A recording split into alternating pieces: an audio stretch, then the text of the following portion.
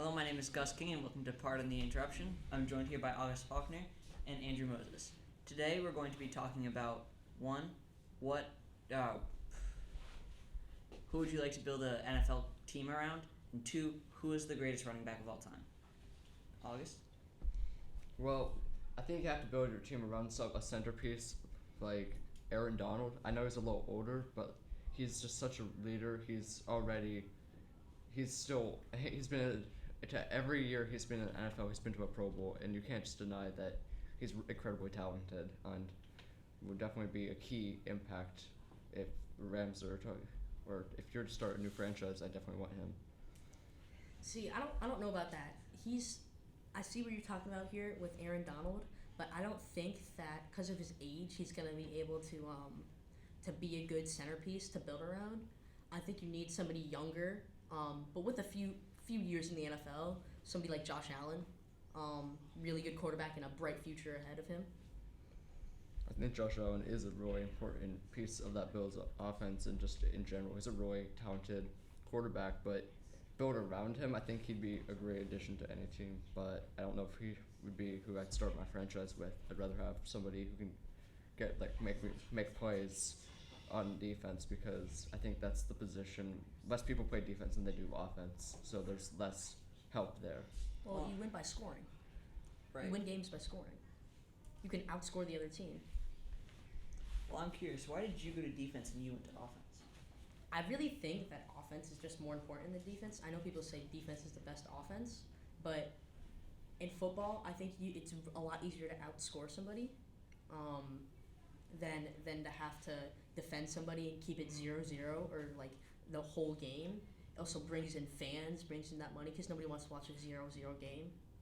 Right, but as we learned in the AFC divisional matchup, both teams had incredible offenses, but they couldn't get a stop. And Sure. it took a coin flip to decide the game. But it made a very exciting game and a very good game for fans and the NFL. It's good for business, but it may not be as good for winning games. Anyway. I think if you're going by revenue, it'd be a lot better to be centered around offense. But if you're trying to win championships, you have to have a good mix of both, and I think defense is a lot more important in that regard. Okay. So now, what are we thinking about greatest running back of all time? I'll be the first to say it. I think Walter Payton is the greatest running back of all time. Why? Well, I think that what he did with a really bad Bears offensive line is better than what, he had no support around him on offense. Same thing with Barry Sanders, and even he had a good O-line.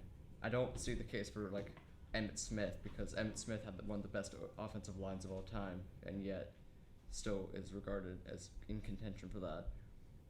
I'm gonna have to take Thurman Thomas for this one because of he had a lot of good consistency over the years of his playing, and just a really good all-around running back, and really helped the Bills win games.